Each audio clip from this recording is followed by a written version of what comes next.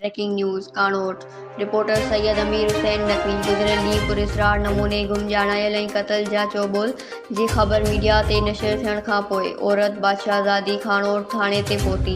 5 ॿारनि जी माउ बादशाहज़ादी मंगणहार पंहिंजे भाउ ज़ाहिद मंगणहार ऐं माउ माई भाइटे समेत कानोट थाणे ते पहुती। 22 ॾींहं पहिरियां कानोट थाणे ते पहुची पुलिस पारां वारसनि हवाले कयल 5 ॿारनि जी माउ बादशाहज़ादी जे पुरस्रार नमूने गुम ऐं क़तल जे चोबोल जी ख़बर मीडिया ते नशर थियण खां पोइ औरत वारसनि समेत कानोट थाणे ते पहुती।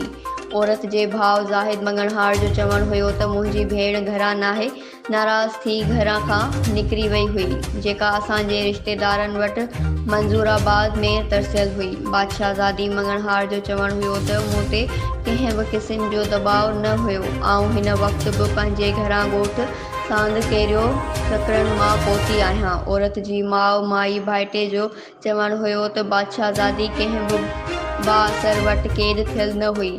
इहो बि असांजा रिश्तेदार ऐं ग़रीब पोरियत आहिनि। Sindh Express news.